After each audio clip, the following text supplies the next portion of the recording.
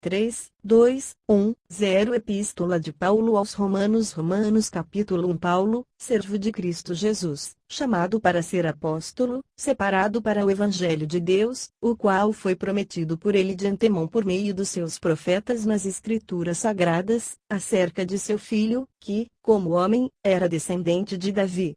E que mediante o Espírito de Santidade foi declarado Filho de Deus com poder, pela sua ressurreição dentre os mortos, Jesus Cristo, nosso Senhor. Por meio dele, por causa do seu nome, recebemos graça e apostolado para chamar dentre todas as nações um povo para a obediência que vem pela fé. E vocês também estão entre os chamados para pertencerem a Jesus Cristo. A todos os que em Roma são amados de Deus e chamados para serem santos, a vocês, graça e paz da parte de Deus nosso Pai e do Senhor Jesus Cristo. Antes de tudo, sou grato ao meu Deus, mediante Jesus Cristo, por todos vocês, porque em todo o mundo está sendo anunciada a fé que vocês têm. Deus, a quem sirvo de todo o coração pregando o Evangelho de seu Filho, é minha testemunha de como sempre me lembro de vocês em minhas orações, e peço que agora, finalmente, pela vontade de Deus, seja-me aberto o caminho para que eu possa visitá-los.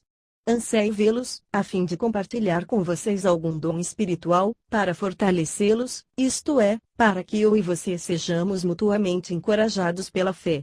Quero que vocês saibam, irmãos, que muitas vezes planejei visitá-los, mas fui impedido de fazê-lo até agora. Meu propósito é colher algum fruto entre vocês, assim como tenho colhido entre os demais gentios. Sou devedor tanto a gregos como a bárbaros, tanto a sábios como a ignorantes. Por isso estou disposto a pregar o Evangelho também a vocês que estão em Roma. Não me envergonho do Evangelho, porque é o poder de Deus para a salvação de todo aquele que crê, primeiro do judeu, depois do grego. Porque no Evangelho é revelada a justiça de Deus, uma justiça que do princípio ao fim é pela fé, como está escrito, o justo viverá pela fé. Portanto, a ira de Deus é revelada do céu contra toda a impiedade e injustiça dos homens que suprimem a verdade pela injustiça, pois o que de Deus se pode conhecer é manifesto entre eles, porque Deus lhes manifestou. Pois desde a criação do mundo os atributos invisíveis de Deus, seu eterno poder e sua natureza divina, têm sido vistos claramente, sendo compreendidos por meio das coisas criadas, de forma que tais homens são indesculpáveis, porque, tendo conhecido a Deus, não o glorificaram como Deus, nem lhe renderam graças, mas os seus pensamentos tornaram-se fúteis e os seus corações insensatos se obscureceram. Dizendo-se sábios, tornaram-se loucos e trocaram a glória do Deus imortal por imagens feitas segundo a semelhança do homem mortal, bem como de pássaros, quadrúpedes e répteis. Por isso Deus os entregou à impureza sexual, segundo os desejos pecaminosos dos seus corações, para a degradação dos seus corpos entre si. Trocaram a verdade de Deus pela mentira, e adoraram e serviram a coisas e seres criados, em lugar do Criador, que é bendito para sempre. Amém. Por causa disso Deus os entregou a paixões vergonhosas. Até suas mulheres trocaram suas relações sexuais naturais por outras, contrárias à natureza. Da mesma forma, os homens também abandonaram as relações naturais com as mulheres e se inflamaram de paixão uns pelos outros. Começaram a cometer atos indecentes, homens com homens, e receberam em si mesmos o castigo merecido pela sua perversão. Além do mais, visto que desprezaram o conhecimento de Deus, ele os entregou a uma disposição mental reprovável, para praticarem o que não deviam. Tornaram-se cheios de toda sorte de injustiça, maldade, ganância e depravação. Estão cheios de inveja, homicídio, rivalidades, engano e malícia. São bisbilhoteiros, caluniadores, inimigos de Deus, insolentes, arrogantes e presunçosos, inventam maneiras de praticar o mal, desobedecem a seus pais, são insensatos, desleais, sem amor pela família, implacáveis. Embora conheçam o justo decreto de Deus, de que as pessoas que praticam tais coisas merecem a morte, não somente continuam a praticá-las, mas também aprovam aqueles que as praticam. Romanos capítulo 2 Portanto, você, que julga, os outros é indesculpável, pois está condenando a si mesmo naquilo em que julga, visto que você, que julga, pratica as mesmas coisas. Sabemos que o juízo de Deus contra os que praticam tais coisas é conforme a verdade. Assim, quando você, um simples homem, os julga, mas pratica as mesmas coisas, pensa que escapará do juízo de Deus? Ou será que você despreza as riquezas da sua bondade, tolerância e paciência, não reconhecendo que a bondade de Deus o leva ao arrependimento? Contudo, por causa da sua teimosia e do seu coração obstinado, você está acumulando ira contra si mesmo, para o dia da ira de Deus, quando se revelará o seu justo julgamento. Deus retribuirá a cada um conforme o seu procedimento. Ele dará vida eterna aos que, persistindo em fazer o bem, buscam glória, honra e imortalidade. Mas haverá ira e indignação para os que são egoístas, que rejeitam a verdade e seguem a injustiça. Haverá tribulação e angústia para todo ser humano que pratica o mal, primeiro para o judeu, depois para o grego, mas glória, honra e paz para todo o que pratica o bem, primeiro para o judeu, depois para o grego. Pois em Deus não há parcialidade. Todo aquele que pecar sem a lei também perecerá, e todo aquele que pecar sob a lei, pela lei será julgado. Porque não são os que ouvem a lei que são justos aos olhos de Deus, mas os que obedecem à lei, estes serão declarados justos. De fato, quando os gentios, que não têm a lei, praticam naturalmente o que a ordena, tornam-se lei para si mesmos, embora não possuam a lei, pois mostram que as exigências da lei estão gravadas em seus corações.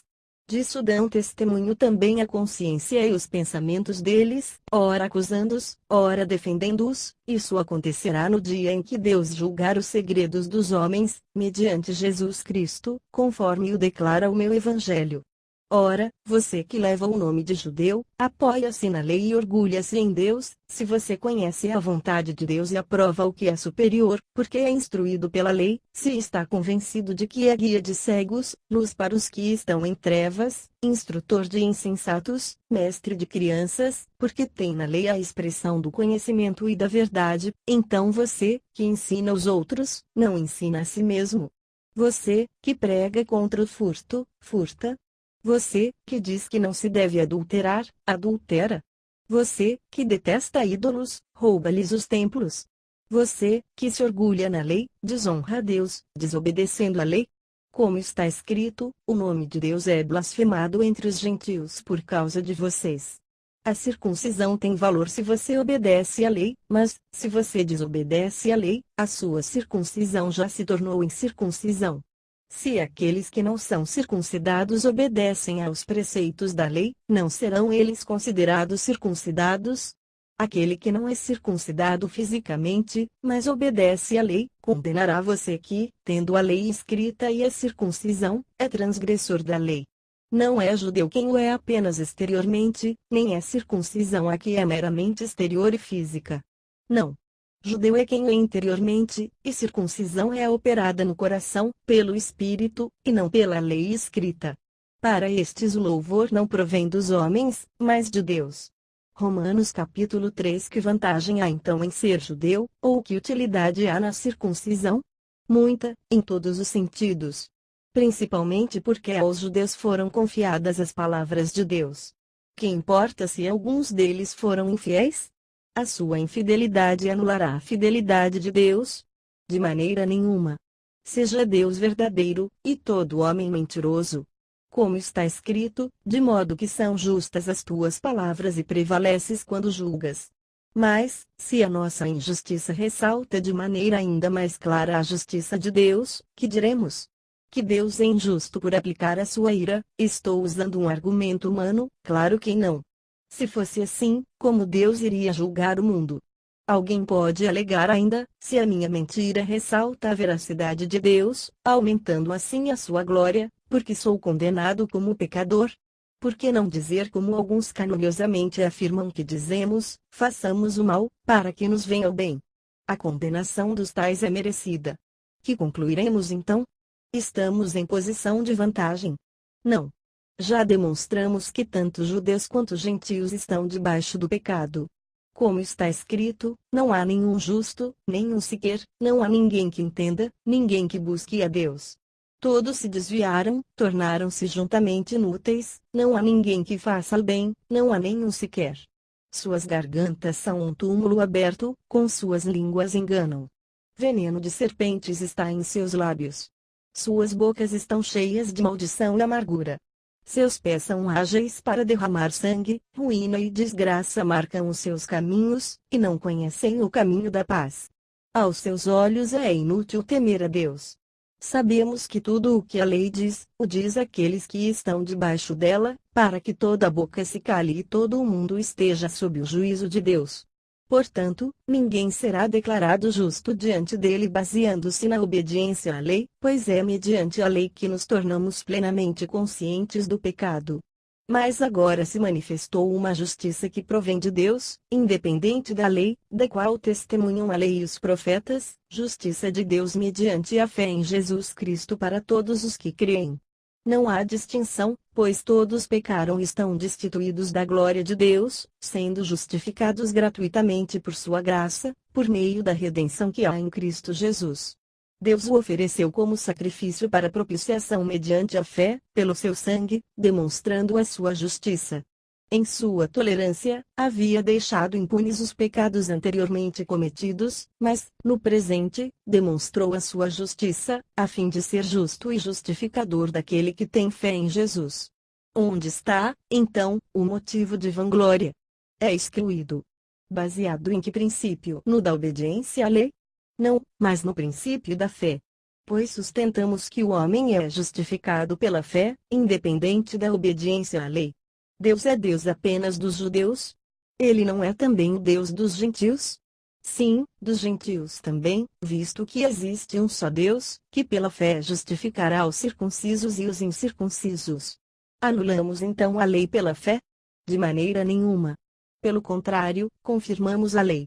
Romanos capítulo 4. Portanto, que diremos do nosso antepassado Abraão? Se de fato Abraão foi justificado pelas obras, ele tem do que se gloriar, mas não diante de Deus. Que diz a Escritura? Abraão creu em Deus, e isso lhe foi creditado como justiça. Ora, o salário do homem que trabalha não é considerado como favor, mas como dívida. Todavia, aquele que não trabalha, mas confia em Deus que justifica o ímpio, sua fé lhe é acreditada como justiça. Davi diz a mesma coisa, quando fala da felicidade do homem a quem Deus credita a justiça independente de obras, como são felizes aqueles que têm suas transgressões perdoadas, cujos pecados são apagados. Como é feliz aquele a quem o Senhor não atribui culpa. Destina-se esta felicidade apenas aos circuncisos ou também aos incircuncisos? Já dissemos que, no caso de Abraão, a fé lhe foi creditada como justiça. Sob quais circunstâncias? Antes ou depois de ter sido circuncidado? Não foi depois, mas antes. Assim ele recebeu a circuncisão como sinal, como selo da justiça que ele tinha pela fé, quando ainda não fora circuncidado. Portanto, ele é o pai de todos os que creem, sem terem sido circuncidados, a fim de que a justiça fosse creditada também a eles, e é igualmente o pai dos circuncisos que não somente são circuncisos, mas também andam nos passos da fé que teve nosso pai Abraão antes de passar pela circuncisão. Não foi mediante a lei que Abraão e a sua descendência receberam a promessa de que ele seria o herdeiro do mundo, mas mediante a justiça que vem da fé. Pois se os que vivem pela lei são herdeiros, a fé não tem valor, e a promessa é inútil, porque a lei produz a ira. E onde não há lei, não há transgressão. Portanto, a promessa vem pela fé, para que seja de acordo com a graça e seja assim garantida toda a descendência de Abraão, não apenas aos que estão sob o regime da lei, mas também aos que têm a fé que Abraão teve. Ele é o pai de todos nós. Como está escrito, eu o constituí pai de muitas nações. Ele é nosso Pai aos olhos de Deus, em quem creu, o Deus que dá vida aos mortos e chama à existência coisas que não existem, como se existissem. Abraão, contra toda a esperança, em esperança creu, tornando-se assim pai de muitas nações, como foi dito a seu respeito, assim será a sua descendência. Sem se enfraquecer na fé, reconheceu que o seu corpo já estava sem vitalidade, pois já contava cerca de 100 anos de idade, e que também o ventre de Sara já estava sem vitalidade. Mesmo assim não duvidou nem foi incrédulo em relação à promessa de Deus, mas foi fortalecido em sua fé e deu glória a Deus, estando plenamente convencido de que ele era poderoso para cumprir o que havia prometido. Em consequência, isso lhe foi também creditado como justiça. As palavras lhe foi creditado não foram escritas apenas para ele, mas também para nós, a quem Deus creditará a justiça, para nós, que cremos naquele que ressuscitou dos mortos a Jesus, nosso Senhor. Ele foi entregue à morte por nossos pecados e ressuscitado para nossa justificação. Romanos capítulo 5. Tendo sido, pois, justificados pela fé, temos paz com Deus, por nosso Senhor Jesus Cristo, por meio de quem obtivemos acesso pela fé a esta graça na qual agora estamos firmes, e nos gloriamos na esperança da glória de Deus. Não só isso, mas também nos gloriamos nas tribulações, porque sabemos que a tribulação produz perseverança, a perseverança, um caráter aprovado, e o caráter aprovado, esperança. E a esperança não nos decepciona, porque Deus derramou o seu amor em nossos corações, por meio do Espírito Santo que ele nos concedeu. De fato, no devido tempo, quando ainda éramos fracos, Cristo morreu pelos ímpios. Dificilmente haverá alguém que morra por um justo, pelo homem bom talvez alguém tenha coragem de morrer. Mas Deus demonstra seu amor por nós, Cristo morreu em nosso favor quando ainda éramos pecadores. Como agora fomos justificados por seu sangue, muito mais ainda seremos salvos da ira de Deus por meio dele. Se quando éramos inimigos de Deus fomos reconciliados com ele mediante a morte de seu Filho, quanto mais agora, tendo sido reconciliados, seremos salvos por sua vida. Não apenas isso, mas também nos gloriamos em Deus, por meio de nosso Senhor Jesus Cristo, mediante quem recebemos agora a reconciliação. Portanto, da mesma forma como o pecado entrou no mundo por um homem, e pelo pecado a morte, assim também a morte veio a todos os homens, porque todos pecaram, pois antes de ser dada a lei, o pecado já estava no mundo. Mas o pecado não é levado em conta quando não existe lei.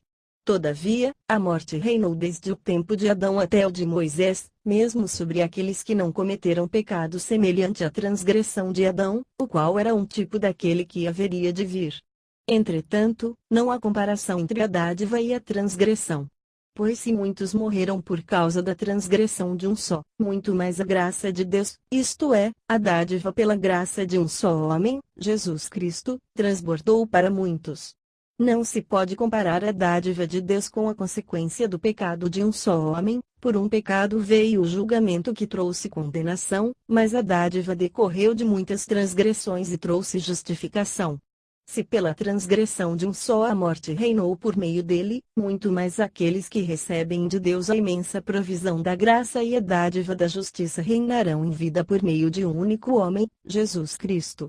Consequentemente, assim como uma só transgressão resultou na condenação de todos os homens, assim também um só ato de justiça resultou na justificação que traz vida a todos os homens. Logo, assim como por meio da desobediência de um só homem muitos foram feitos pecadores, assim também, por meio da obediência de um único homem muitos serão feitos justos. A lei foi introduzida para que a transgressão fosse ressaltada. Mas onde aumentou o pecado, transbordou a graça, a fim de que, assim como o pecado reinou na morte, também a graça reine pela justiça para conceder vida eterna, mediante Jesus Cristo, nosso Senhor. Romanos capítulo 6. Que diremos então? Continuaremos pecando para que a graça aumente? De maneira nenhuma. Nós, os que morremos para o pecado, como podemos continuar vivendo nele? Ou vocês não sabem que todos nós, que fomos batizados em Cristo Jesus, fomos batizados em sua morte? Portanto, fomos sepultados com ele na morte por meio do batismo, a fim de que, assim como Cristo foi ressuscitado dos mortos mediante a glória do Pai, também nós vivamos uma vida nova. Se dessa forma fomos unidos a ele na semelhança da sua morte, certamente seremos também na semelhança da sua ressurreição. Pois sabemos que o nosso velho homem foi crucificado com ele, para que o corpo do pecado seja destruído, e não mais sejamos escravos do pecado, pois quem morreu, foi justificado do pecado. Ora, se morremos com Cristo, cremos que também com ele viveremos. Pois sabemos que, tendo sido ressuscitado dos mortos, Cristo não pode morrer outra vez, a morte não tem mais domínio sobre ele. Porque morrendo, ele morreu para o pecado uma vez por todas, mas vivendo, vive para Deus. Da mesma forma, considerem-se mortos para o pecado, mas vivos para Deus em Cristo Jesus. Portanto, não permitam que o pecado continue dominando os seus corpos mortais, fazendo que vocês obedeçam aos seus desejos. Não ofereçam os membros dos seus corpos ao pecado, como instrumentos de injustiça, antes ofereçam-se a Deus como quem voltou da morte para a vida, e ofereçam os membros dos seus corpos a Ele, como instrumentos de justiça. Pois o pecado não os dominará, porque vocês não estão debaixo da lei, mas debaixo da graça. E então? Vamos pecar porque não estamos debaixo da lei, mas debaixo da graça? De maneira nenhuma. Não sabem que, quando vocês se oferecem a alguém para lhe obedecer como escravos, tornam-se escravos daquele a quem obedecem, escravos do pecado que leva à morte, ou da obediência que leva à justiça. Mas, graças a Deus, porque, embora vocês tenham sido escravos do pecado, passaram a obedecer de coração à forma de ensino que lhes foi transmitida. Vocês foram libertados do pecado e tornaram-se escravos da justiça. Falo isso em termos humanos por causa das suas limitações humanas. Assim como vocês ofereceram os membros dos seus corpos em escravidão à impureza e à maldade que leva à maldade, ofereçam-nos agora em escravidão à justiça que leva à santidade. Quando vocês eram escravos do pecado, estavam livres da justiça. Que fruto colheram então das coisas das quais agora vocês se envergonham? O fim delas é a morte. Mas agora que vocês foram libertados do pecado e se tornaram escravos de Deus, o fruto que colhem leva à santidade, e o seu fim é a vida eterna. Pois o salário do pecado é a morte, mas o dom gratuito de Deus é a vida eterna em Cristo Jesus, nosso Senhor. Romanos capítulo 7. Meus irmãos, falo a vocês como a pessoas que conhecem a lei. Acaso vocês não sabem que a lei tem autoridade sobre alguém apenas enquanto ele vive? Por exemplo, pela lei a mulher casada está ligada a seu marido enquanto ele estiver vivo, mas, se o marido morrer, ela estará livre da lei do casamento. Por isso, se ela se casar com outro homem enquanto seu marido ainda estiver vivo, será considerada adúltera. Mas se o marido morrer, ela estará livre daquela lei, e mesmo que venha a se casar com outro homem, não será adúltera. Assim, meus irmãos, vocês também morreram para a lei, por meio do corpo de Cristo, para pertencerem a outro, aquele que ressuscitou dos mortos, a fim de que venhamos a dar fruto para Deus. Pois quando éramos controlados pela carne, as paixões pecaminosas despertadas pela lei atuavam em nossos corpos, de forma que dávamos fruto para a morte. Mas agora, morrendo para aquilo que antes nos prendia, fomos libertados da lei, para que sirvamos conforme o novo modo do Espírito, e não segundo a velha forma da lei escrita. Que diremos então? A lei é pecado? De maneira nenhuma. De fato, eu não saberia o que é pecado, a não ser por meio da lei. Pois, na realidade, eu não saberia o que é cobiça, se a lei não dissesse, não cobiçarás. Mas o pecado, aproveitando a oportunidade dada pelo mandamento, produziu em mim todo tipo de desejo cobiçoso. Pois, sem a lei, o pecado está morto. Antes, eu vivia sem a lei, mas quando o mandamento veio, o pecado reviveu, e eu morri. Descobri que o próprio mandamento, destinado a produzir vida, na verdade produziu morte. Pois o pecado, aproveitando a oportunidade dada pelo mandamento, enganou-me por meio do mandamento me matou. De fato a lei é santa, e o mandamento é santo, justo e bom. E então, o que é bom se tornou em morte para mim? De maneira nenhuma. Mas, para que o pecado se mostrasse como pecado, ele produziu morte em mim por meio do que era bom, de modo que por meio do mandamento ele se mostrasse extremamente pecaminoso. Sabemos que a lei é espiritual, eu, contudo, não o sou, pois fui vendido como escravo ao pecado. Não entendo o que faço. Pois não faço o que desejo, mas o que odeio. E, se faço o que não desejo, admito que a lei é boa. Neste caso, não sou mais eu quem o faz, mas o pecado que habita em mim. Sei que nada de bom habita em mim, isto é, em minha carne. Porque tenho desejo de fazer o que é bom, mas não consigo realizá-lo. Pois o que faço não é o bem que desejo, mas o mal que não quero fazer, esse eu continuo fazendo. Ora, se faço o que não quero, já não sou eu quem o faz, mas o pecado que habita em mim. Assim, encontro esta lei que atua em mim: quando quero fazer o bem, o mal está junto a mim. Pois, no íntimo do meu ser tenho prazer na lei de Deus, mas vejo outra lei atuando nos membros do meu corpo, guerreando contra a lei da minha mente, tornando-me prisioneiro da lei do pecado que atua em meus membros. Miserável homem eu que sou! Quem me libertará do corpo sujeito a esta morte?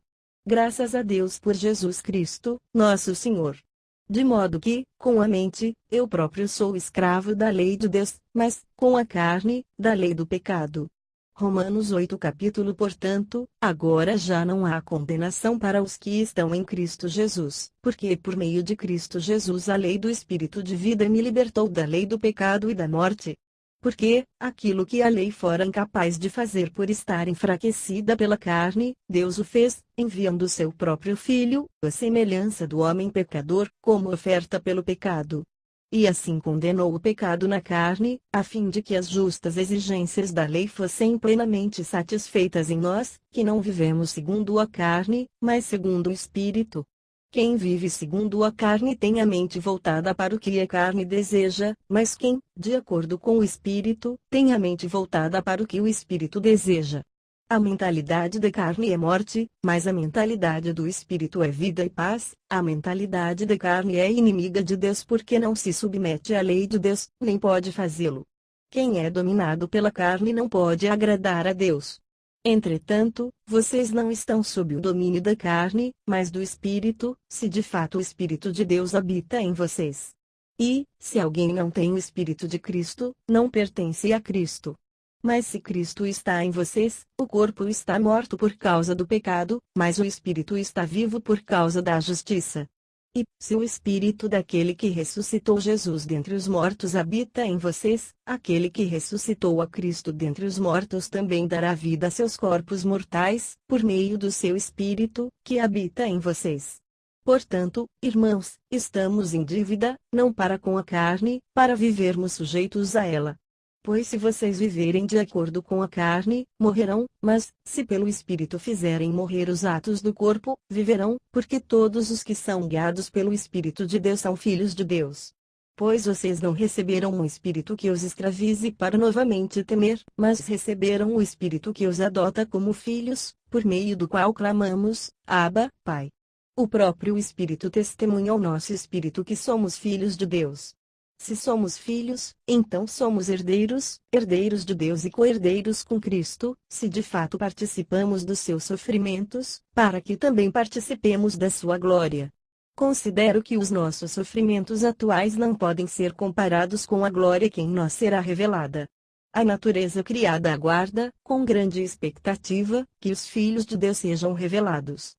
Pois ela foi submetida à futilidade, não pela sua própria escolha, mas por causa da vontade daquele que a sujeitou, na esperança de que a própria natureza criada será libertada da escravidão da decadência em que se encontra para a gloriosa liberdade dos filhos de Deus. Sabemos que toda a natureza criada geme até agora, como em dores de parto. E não só isso, mas nós mesmos, que temos os primeiros frutos do Espírito, gememos interiormente, esperando ansiosamente nossa adoção como filhos, a redenção do nosso corpo. Pois nessa esperança fomos salvos. Mas, esperança que se vê não é esperança. Quem espera por aquilo que está vendo? Mas se esperamos o que ainda não vemos, aguardamo-lo pacientemente. Da mesma forma o Espírito nos ajuda em nossa fraqueza, pois não sabemos como orar, mas o próprio Espírito intercede por nós com gemidos inexprimíveis. E aquele que sonda os corações conhece a intenção do Espírito, porque o Espírito intercede pelos santos de acordo com a vontade de Deus. Sabemos que Deus age em todas as coisas para o bem daqueles que o amam, dos que foram chamados de acordo com o seu propósito. Pois aqueles que de antemão conheceu, também os predestinou para serem conformes à imagem de seu Filho, a fim de que ele seja o primogênito entre muitos irmãos.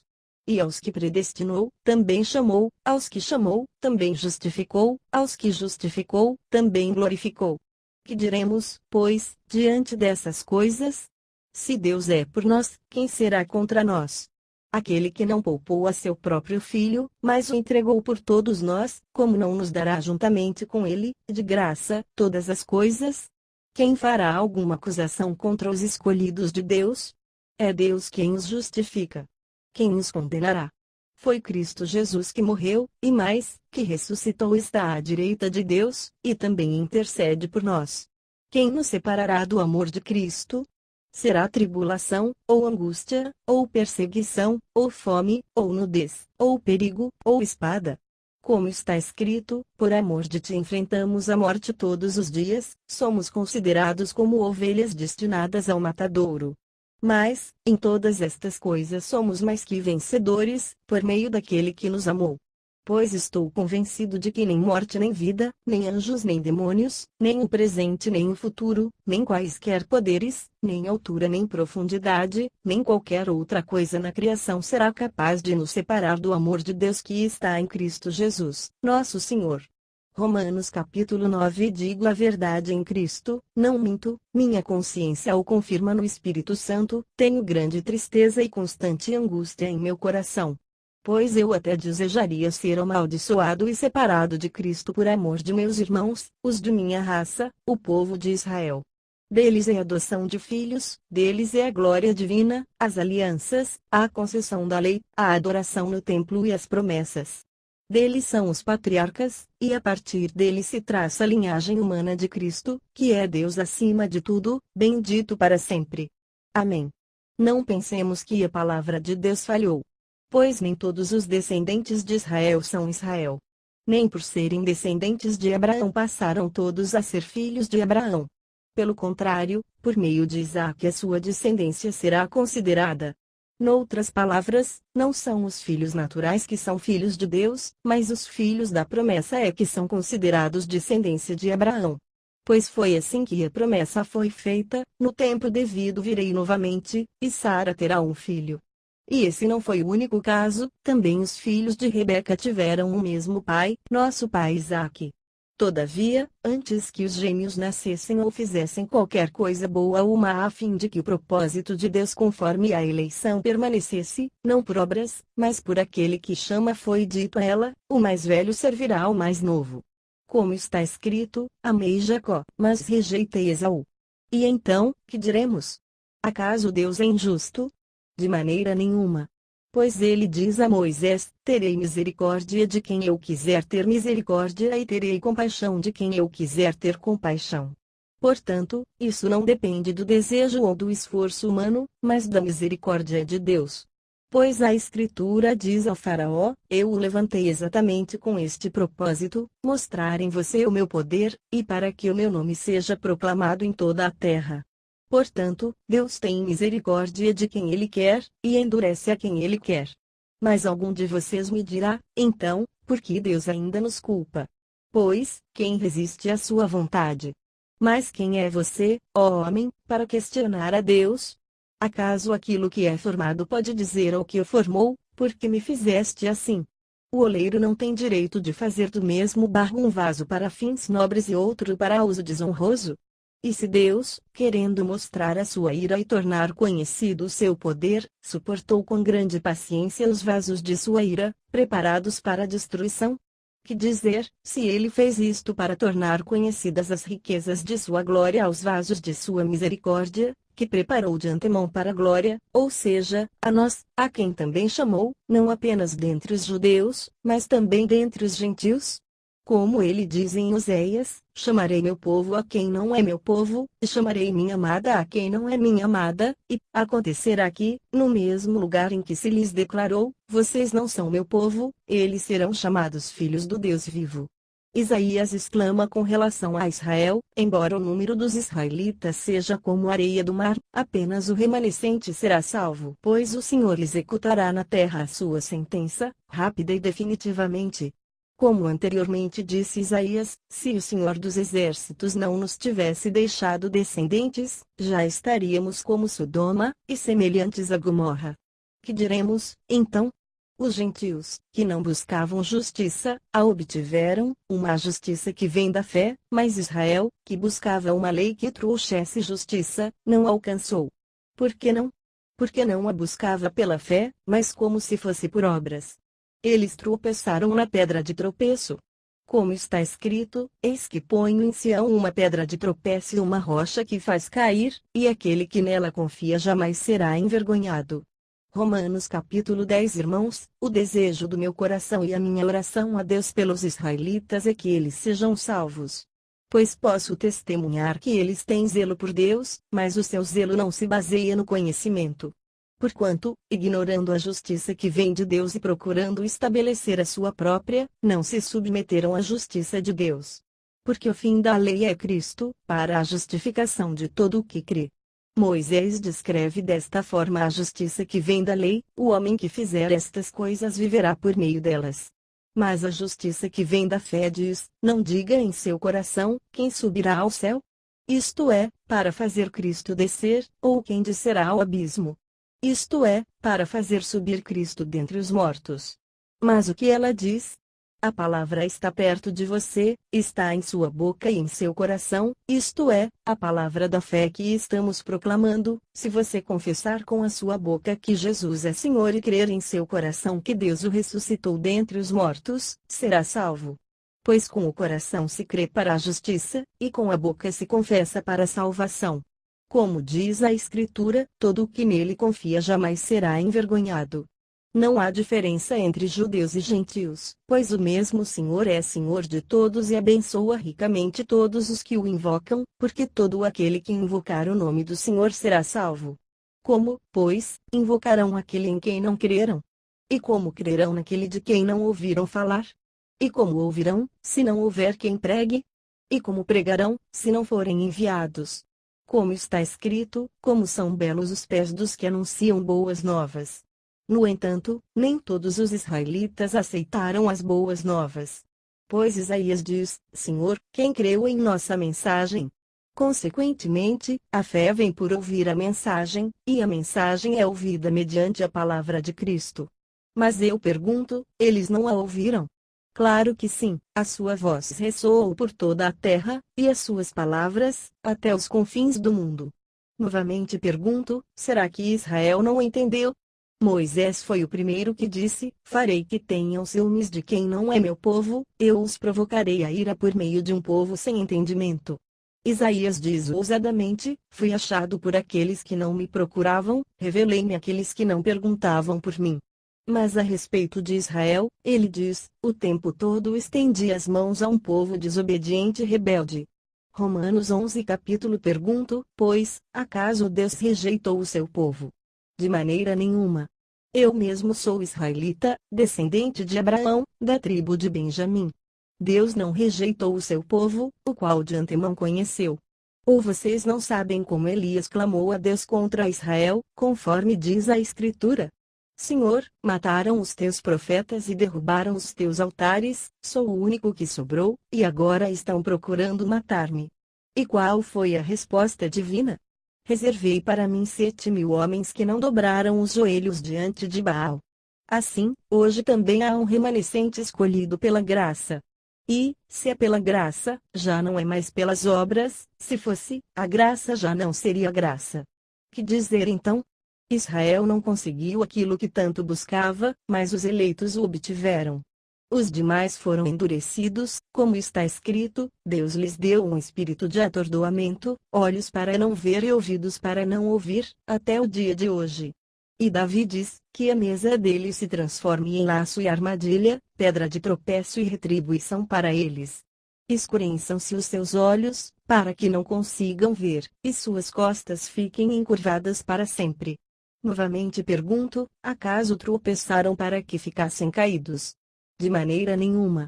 Ao contrário, por causa da transgressão deles, veio salvação para os gentios, para provocar ciúme em Israel. Mas se a transgressão deles significa riqueza para o mundo, e o seu fracasso, riqueza para os gentios, quanto mais significará a sua plenitude? Estou falando a vocês, gentios. Visto que sou apóstolo para os gentios, exalto meu ministério, na esperança de que de alguma forma possa provocar ciúme em meu próprio povo e salvar alguns deles. Pois se a rejeição deles é a reconciliação do mundo, o que será a sua aceitação, senão vida dentre os mortos? Se é santa a parte da massa que é oferecida como primeiros frutos, toda a massa também o é. Se a raiz é santa, os ramos também o serão. Se alguns ramos foram cortados, você, sendo oliveira brava, foi enxertado entre os outros e agora participa da seiva que vem da raiz da oliveira, não se glorie contra esses ramos. Se o fizer, saiba que não é você quem sustenta a raiz, mas a raiz a você. Então você dirá: os ramos foram cortados, para que eu fosse enxertado. Está certo. Eles, porém, foram cortados devido à incredulidade, você permanece pela fé. Não se orgulhe, mas tema. Pois se Deus não poupou os ramos naturais, também não poupará você. Portanto, considere a bondade e severidade de Deus, severidade para com aqueles que caíram, mas bondade para com você, desde que permaneça na bondade dele. De outra forma, você também será cortado. E quanto a eles, se não continuarem na incredulidade, serão enxertados, pois Deus é capaz de enxertá-los outra vez. Afinal de contas, se você foi cortado de uma oliveira brava por natureza e, de maneira antinatural, foi enxertado numa oliveira cultivada, quanto mais serão enxertados os ramos naturais em sua própria oliveira?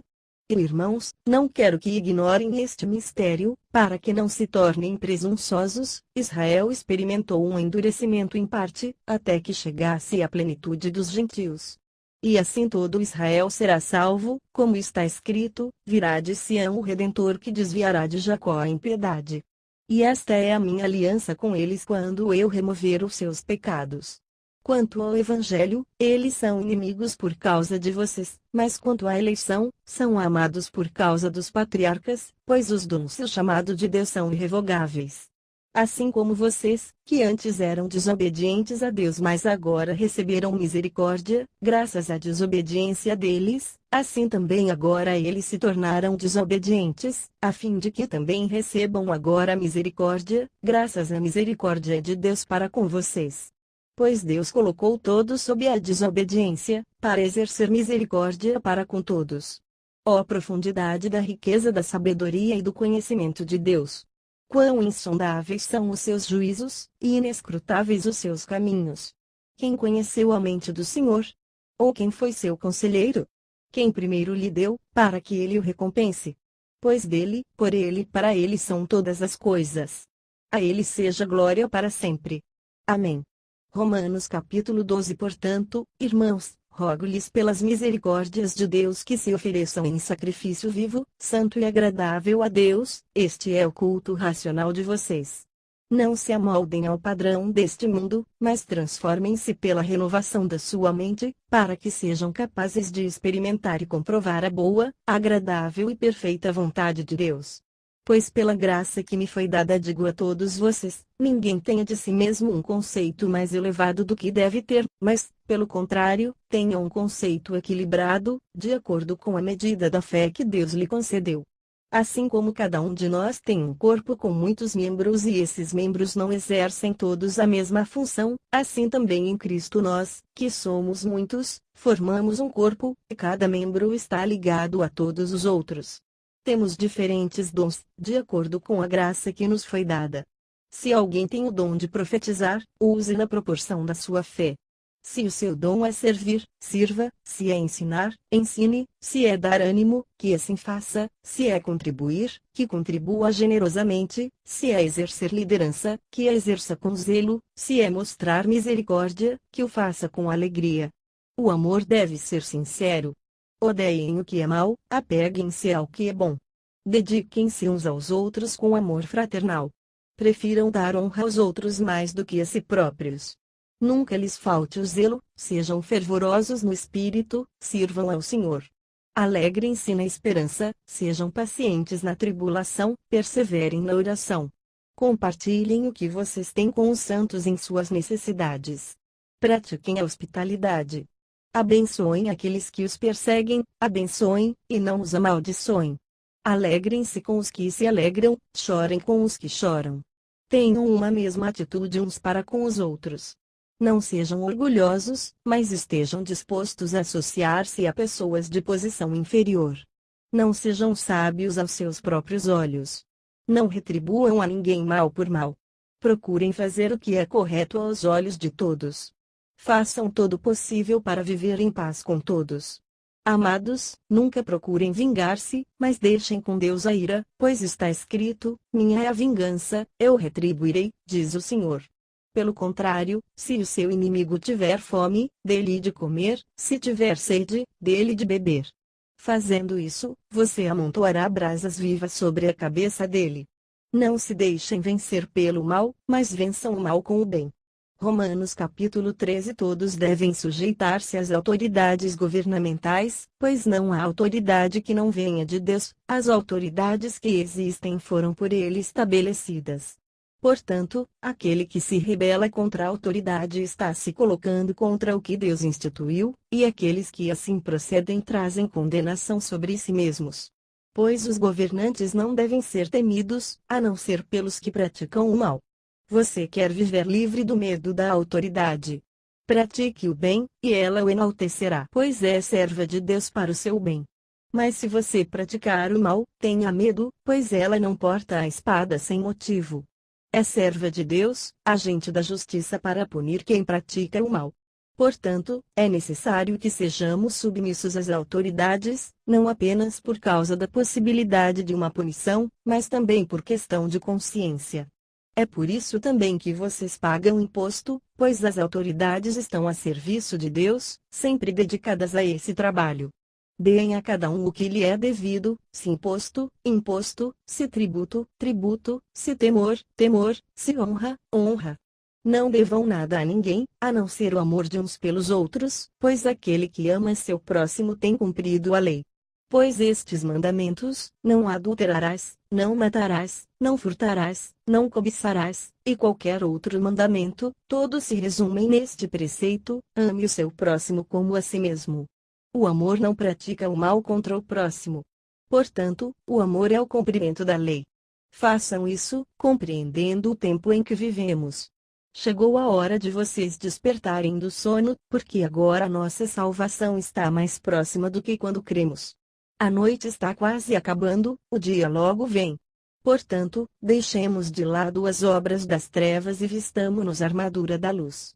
Comportemo-nos com decência, como quem é à luz do dia, não em orgias e bebedeiras, não em imoralidade sexual e depravação, não em desavença e inveja. Pelo contrário, revistam-se do Senhor Jesus Cristo, e não fiquem premeditando como satisfazer os desejos da carne. Romanos capítulo 14. Aceitem o que é fraco na fé, sem discutir assuntos controvertidos. Um crê que pode comer de tudo, já outro, cuja fé é fraca, come apenas alimentos vegetais. Aquele que come de tudo não deve desprezar o que não come, e aquele que não come de tudo não deve condenar aquele que come, pois Deus o aceitou. Quem é você para julgar o servo alheio? É para o seu Senhor que ele está de pé ou cai. E ficará de pé, pois o Senhor é capaz de sustentar. Há quem considere um dia mais sagrado que outro, há quem considere iguais todos os dias. Cada um deve estar plenamente convicto em sua própria mente. Aquele que considera um dia como especial, para o Senhor assim faz. Aquele que come carne, come para o Senhor, pois dá graças a Deus, e aquele que se abstém, para o Senhor se abstém, e dá graças a Deus. Pois nenhum de nós vive apenas para si, e nenhum de nós morre apenas para si. Se vivemos, vivemos para o Senhor, e, se morremos, morremos para o Senhor. Assim, quer vivamos, quer morramos, pertencemos ao Senhor. Por esta razão Cristo morreu e voltou a viver, para ser Senhor de vivos e de mortos. Portanto, você, por que julga seu irmão? E por que despreza seu irmão? Pois todos compareceremos diante do tribunal de Deus. Porque está escrito: por mim mesmo jurei, diz o Senhor, diante de mim todo joelho se dobrará e toda língua confessará que sou Deus. Assim, cada um de nós prestará contas de si mesmo a Deus. Portanto, deixemos de julgar uns aos outros. Em vez disso, façamos o propósito de não colocar pedra de tropeço ou obstáculo no caminho do irmão. Como alguém que está no Senhor Jesus, tenho plena convicção de que nenhum alimento é por si mesmo impuro, a não ser para quem assim considere, para ele é impuro. Se o seu irmão se entristece devido ao que você come, você já não está agindo por amor. Por causa da sua comida, não destrua seu irmão, por quem Cristo morreu. Aquilo que é bom para vocês não se torne objeto de maledicência. Pois o reino de Deus não é comida nem bebida, mas justiça, paz e alegria no Espírito Santo. Aquele que assim serve a Cristo é agradável a Deus e aprovado pelos homens. Por isso, esforcemo-nos em promover tudo quanto conduz à paz e à edificação mútua. Não destrua a obra de Deus por causa da comida. Todo alimento é puro, mas é errado comer qualquer coisa que faça os outros tropeçarem.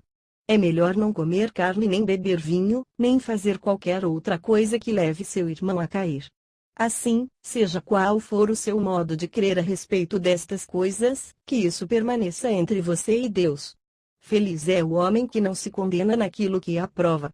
Mas aquele que tem dúvida é condenado se comer, porque não come com fé, e tudo o que não provém da fé é pecado. Romanos capítulo 15. Nós, que somos fortes, devemos suportar as fraquezas dos fracos, e não agradar a nós mesmos. Cada um de nós deve agradar ao seu próximo para o bem dele, a fim de edificá-lo. Pois também Cristo não agradou a si próprio, mas, como está escrito, os insultos daqueles que te insultam cairão sobre mim. Pois tudo o que foi escrito no passado, foi escrito para nos ensinar, de forma que, por meio da perseverança e do bom ânimo procedentes das Escrituras, mantenhamos a nossa esperança. O Deus que concede perseverança e ânimo deles um espírito de unidade, segundo Cristo Jesus, para que com um só coração e uma só boca vocês glorifiquem ao Deus e Pai de nosso Senhor Jesus Cristo. Portanto, aceitem-se uns aos outros, da mesma forma como Cristo os aceitou, a fim de que vocês glorifiquem a Deus. Pois eu lhes digo que Cristo se tornou servo dos que são da circuncisão, por amor à verdade de Deus, para confirmar as promessas feitas aos patriarcas, a fim de que os gentios glorifiquem a Deus por sua misericórdia, como está escrito: por isso, eu te louvarei entre os gentios, cantarei louvores ao teu nome. E também diz: cantem de alegria, ó gentios, com o povo dele. E mais, louvem o Senhor, todos vocês, gentios, cantem louvores a ele todos os povos. Isaías também diz: brotará a raiz de Jessé, aquele que se levantará para reinar sobre os gentios, estes colocarão nele a sua esperança. Que o Deus da esperança os encha de toda alegria e paz, por sua confiança nele, para que vocês transbordem de esperança, pelo poder do Espírito Santo. Meus irmãos, eu mesmo estou convencido de que vocês estão cheios de bondade e plenamente instruídos, sendo capazes de aconselhar-se uns aos outros. A respeito de alguns assuntos, eu lhes escrevi com toda franqueza, como para fazê-los lembrar-se novamente deles, por causa da graça que Deus me deu, de ser um ministro de Cristo Jesus para os gentios, com o dever sacerdotal de proclamar o Evangelho de Deus, para que os gentios se tornem uma oferta aceitável a Deus, santificados pelo Espírito Santo. Portanto, eu me glorio em Cristo Jesus, em meu serviço a Deus. Não me atrevo a falar de nada, exceto daquilo que Cristo realizou por meu intermédio em palavra e em ação, a fim de levar os gentios a obedecerem a Deus, pelo poder de sinais e maravilhas e por meio do poder do Espírito de Deus. Assim, desde Jerusalém e arredores, até o Ilírico, proclamei plenamente o Evangelho de Cristo. Sempre fiz questão de pregar o Evangelho onde Cristo ainda não era conhecido, de forma que não estivesse edificando sobre alicerce de outro. Mas antes, como está escrito, hão de vê-lo aqueles que não tinham ouvido falar dele, e entenderão aqueles que não o haviam escutado. É por isso que muitas vezes fui impedido de chegar até vocês. Mas agora, não havendo nestas regiões nenhum lugar em que precisais trabalhar, e visto que há muitos anos anseio vê-los, planejo fazê-lo quando for à Espanha. Espero visitá-los de passagem e dar-lhes a oportunidade de me ajudar em minha viagem para lá, depois de ter desfrutado um pouco da companhia de vocês. Agora, porém, estou de partida para Jerusalém, a serviço dos santos. Pois a Macedônia e a Caia tiveram a alegria de contribuir para os pobres dentre os santos de Jerusalém. Eles tiveram prazer nisso, e de fato são devedores a eles. Pois se os gentios participaram das bênçãos espirituais dos judeus, devem também servir aos judeus com seus bens materiais. Assim, depois de completar essa tarefa e de ter a certeza de que eles receberão esse fruto, irei à Espanha e visitarei vocês de passagem. Sei que, quando for visitá-los, irei na plenitude da benção de Cristo. Recomendo-lhes, irmãos, por nosso Senhor Jesus Cristo e pelo amor do Espírito, que se unam a mim em minha luta, orando a Deus em meu favor.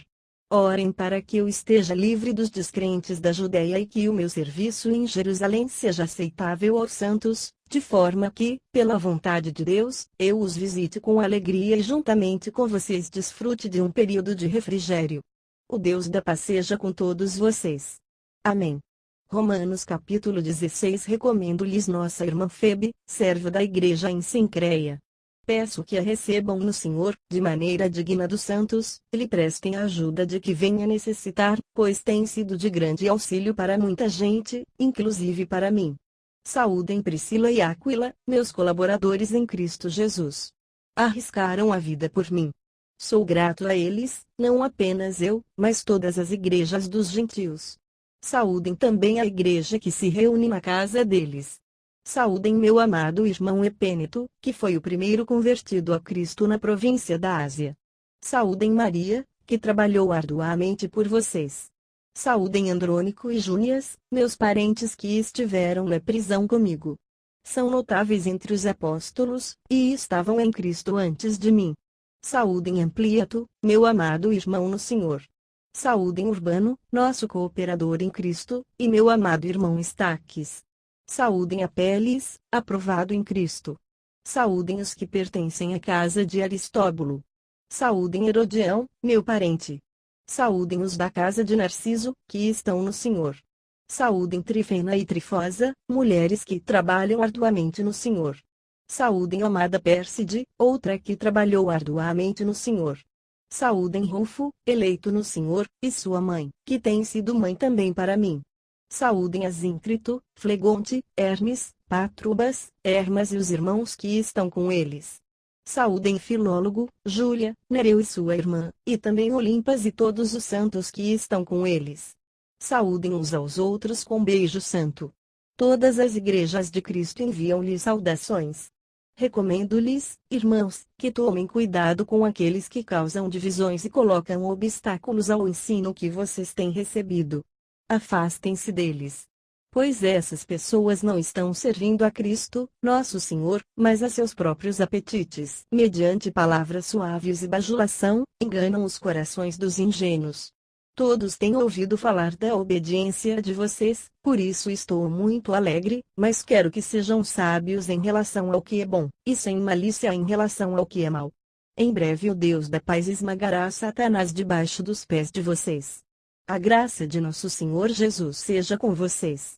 Timóteo, meu cooperador, envia-lhe saudações, bem como Lúcio, Jason e Sosípatro, meus parentes. Eu, Tércio, que redigi esta carta, saúdo vocês no Senhor. Gaio, cuja hospitalidade eu e toda a igreja desfrutamos, envia-lhe saudações. Erasto, administrador da cidade, e nosso irmão Quarto enviam-lhe saudações. Que a graça de nosso Senhor Jesus Cristo seja com vocês todos. Amém. Ora, aquele que tem poder para confirmá-los pelo meu evangelho e pela proclamação de Jesus Cristo, de acordo com a revelação do mistério oculto nos tempos passados, mas agora revelado e dado a conhecer pelas escrituras proféticas por ordem do Deus eterno, para que todas as nações venham a crer nele e a obedecer-lhe, ao único Deus sábio seja dada glória para todos sempre, por meio de Jesus Cristo. Amém.